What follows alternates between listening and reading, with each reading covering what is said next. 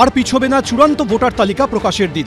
পশ্চিমবঙ্গে এসআইআর এর চূড়ান্ত ভোটার তালিকা প্রকাশিত হবে 28শে ফেব্রুয়ারি। শুক্রবার তা স্পষ্ট বুঝিয়ে দিল সুপ্রিম কোর্ট। 3 দফা পিছলো, এই নিয়ে 3 দফা পিছিয়ে 28 তারিখ। অন্যান্য রাজ্যগুলোতে কিন্তু এই অসুবিধা হয়নি। বিজেপি বিরোধী সরকার বলে যারা পরিচিত সেখানেও ভোটার লিস্টে কাজটা করছে, আর আমাদের বিজেপির বিরোধী সরকার বলে কি বিজেপির পারপাস সার্ভ করতে গিয়ে তালগোল পাকাচ্ছে। 28 তারিখে কি পুরো ভোটার লিস্ট বেরোবে, নির্ভুল ভোটার তালিকা? যদি বার করতে না পারে তাহলে ভোটের দিনক্ষণ নিয়ে সমস্যা আসবেই। 14ই ফেব্রুয়ারি এসআইআর শুনানি শেষ হয়েছে। 21শে ফেব্রুয়ারি ইআরও এবং এইআরওদের স্ক্রুটিনির সময়সীমা শেষ হচ্ছে।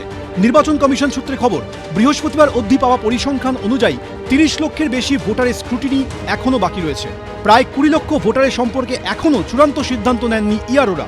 4,66,323 জন ভোটারের তথ্য এখনও জেলা শাসকদের কাছে যাচাই বাকি রয়েছে। এই অবস্থায় বারবার প্রশ্ন উঠছিল, শেষ অবধি 28শে ফেব্রুয়ারি চূড়ান্ত ভোটার তালিকা প্রকাশিত হবে তো? চূড়ান্ত ভোটার তালিকা প্রকাশের দিন ফের পিছবে না তো? এই প্রেক্ষাপটে শুক্রবার রাজ্য সরকার এবং নির্বাচন কমিশনের আইনজীবীর উদ্দেশ্যে সুপ্রিম কোর্টে প্রধান বিচারপতি বলেন, আমরা আশা করি আপনারা সকলেই এসআইআর এর গুরুত্ব বুঝতে পারছেন। রাজ্য সরকারের আইনজীবী কপিল সিব্বল বলেন, তারাও চান সময় মতো এসআইআর শেষ হোক। নির্বাচন কমিশনের আইনজীবী আদালতে জানান, তাদের 95% কাজ শেষ। তারা 28শে ফেব্রুয়ারি চূড়ান্ত ভোটার তালিকা প্রকাশ করে দিতে পারেন। বাকি 5% কাজ শেষ করে সাপ্লিমেন্টারি তালিকা পরে প্রকাশ করা যেতে পারে। কমিশনের এই বক্তব্যে প্রথমে আপত্তি জানান মমতা বন্দ্যোপাধ্যায়ের আইনজীবী কপিল সিব্বল। তিনি বলেন, দুভাগে ভোটার তালিকা প্রকাশ করা হলে আইন শৃঙ্খলার অবনতি হতে পারে। কিন্তু এই আপত্তি খারিজ করে দেন প্রধান বিচারপতি। তিনি বলেন, আমাদের একমাত্র চিন্তার বিষয় হল নির্ধারিত সময়সীমার আগে এসআইআর এর কাজ শেষ করা। নির্বাচন কমিশনের আইনজীবী বলেন, আমাদের নির্দিষ্ট দিনে ভোটার তালিকা প্রকাশ করতে দিন। মনোনয়ন জমার আগে পর্যন্ত ভোটার তালিকায় নাম ঢোকানো যায়। এরপরই নির্বাচন কমিশনকে সেই নির্দেশ দেয় আদালত। অর্থাৎ 28শে ফেব্রুয়ারি এ রাজ্যে চূড়ান্ত ভোটার তালিকা প্রকাশিত হচ্ছে।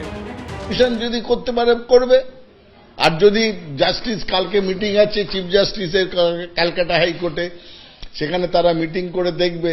সুপ্রিম কোর্ট বলেই দিয়েছে তাদের সিদ্ধান্তই ফাইনাল। তারা যতক্ষণ না এই কাজটা কমপ্লিট করবে, নির্বাচন কমিশন কি করে করবে? No SIR no vote. কিভাবে তালিকা তৈরি করবেন, কি করবেন সেটা নির্বাচন কমিশন বুঝবেন।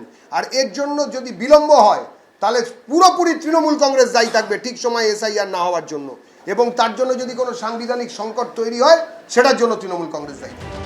মার্চ মাসের শুরুতে ফের এই মামলার শুনানি হবে। বিজেন্দ্র সিংহ, শিবাশিস মৌলিক, উজ্জ্বল মুখোপাধ্যায়, এবিপি আনন্দ। ডিজিপি যদি কিছু না করেন তাহলে কিন্তু কড়া পদক্ষেপ করা হবে। এসআইআর চলাকালীন জেলায় জেলায় কোথাও ভাঙচুর, কোথাও তাণ্ডব, কোথাও ফর্ম 7 পুড়িয়ে দেওয়ার ছবি সামনে এসেছে। এ নিয়ে শুক্রবার ফের রাজ্য পুলিশের ডিজিকে কড়া বার্তা দিল সুপ্রিম কোর্ট। এসআইআর ঘিরে রাজ্যের নানা প্রান্তে অশান্তি, ফর্ম 7 পোড়ানো, একাধিক ক্ষেত্রে নির্দেশ সত্ত্বেও এফআইআর দায়ের না করা সহ বিভিন্ন ঘটনার প্রেক্ষিতে গত 9 ফেব্রুয়ারি ডিজিপিকে শোকজ করেছিল সুপ্রিম কোর্ট। তাকে হলফনামা জমা দিয়ে এর কারণ জানাতে বলা হয়েছিল।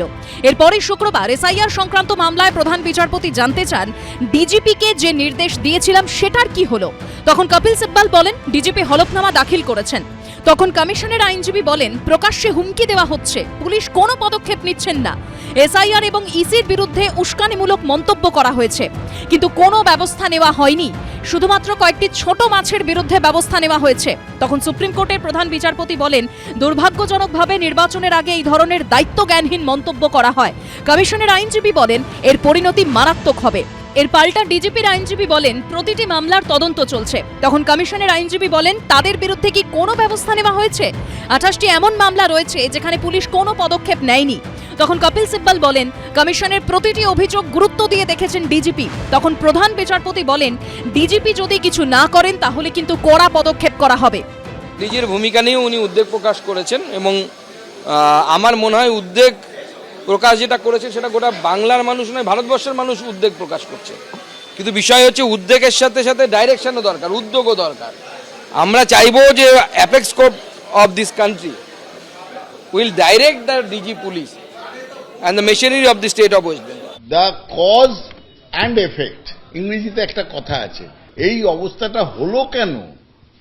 আজকে নির্বাচন কমিশন যদি তাদের দায়িত্ব নিরপেক্ষভাবে সুচারুভাবে পালন করত, কেন গত 75 বছরে এরকম ঘটনা ঘটেনি?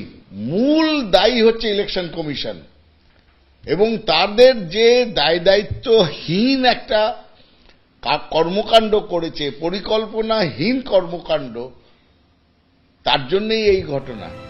কি পদক্ষেপ নেওয়া হয়েছে এবং তদন্তের অগ্রগতি নিয়ে ডিজিপিকে রিপোর্ট দিতে বলেছে সুপ্রিম কোর্ট। সৌভিক মজুমদার, বিজেন্দ্র সিংহ ও রঞ্জিত সাউয়ের রিপোর্ট, এবিপি আনন্দ। এবিপি আনন্দ, এগিয়ে থাকে, এগিয়ে রাখে।